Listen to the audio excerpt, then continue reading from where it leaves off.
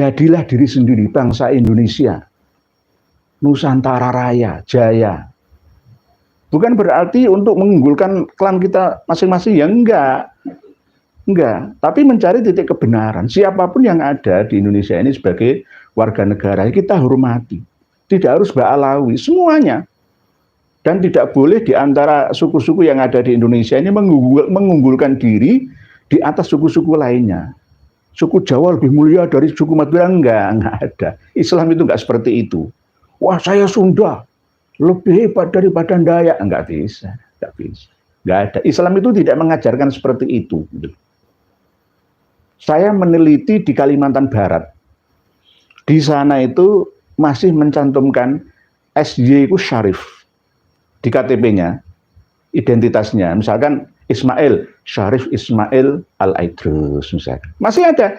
Kalau perempuan Syarifah, tetap dipanggil Syarifah. Ya dia yang nggak terhormat. Yang terhormat adalah di Jawa saja ini. Di Jawa saja ini yang terhormat. Kalau di Kalimantan, coba jenengan lihat sendirilah. Ya. Kampung tuan-tuan yang ada di Kabupaten Kuburaya, Kalimantan Barat. Sampai cari informasinya. Ketemu. Tidak hanya di Kuburaya, di Ketapang, ya, di Mempawah. Itu juga banyak. Lah, apakah saya membenci mereka? Tidak. Toh kalau mereka sudah menjadi warga negara kita, ayo membaur semua.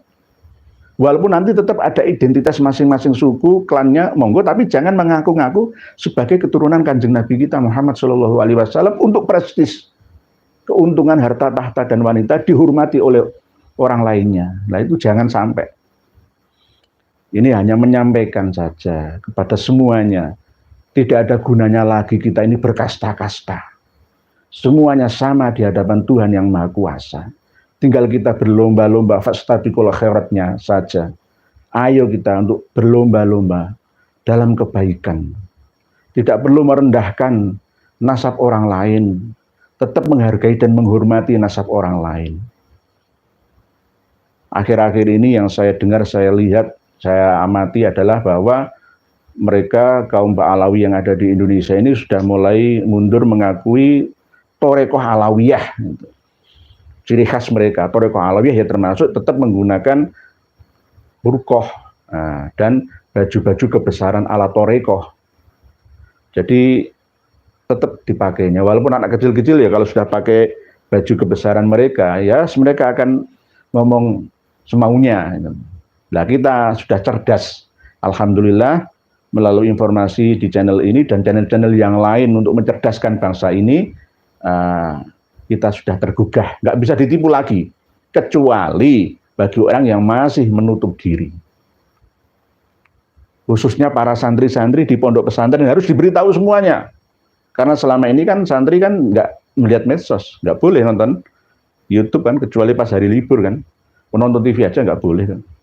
Dulu saya seperti itu, kecuali di pondok-pondok pesantren yang tidak mukim ya, kan ada ya pondok pesantren yang duduk itu namanya, pulang pergi dari rumah, itu ya ada. Kalau nggontor ya nggak boleh ya, pegang HP, salafiyah juga nggak boleh, semuanya nggak boleh. Jadi informasinya banyak yang belum tersampaikan kepada mereka. Oleh sebab itu tugas bagi para kiai, bagi ustadz-ustadz pondok pesantren untuk menyampaikan kebenaran ini walaupun pahit. Karena kita akan dituntut oleh ilahi Rabbi tentang tugas kita sebagai penganjur agama. Kalau kita katimul ilmi, maka kita akan mal'unun, dilaknati oleh Allah, malaikat, dan seluruh isi bumi ini.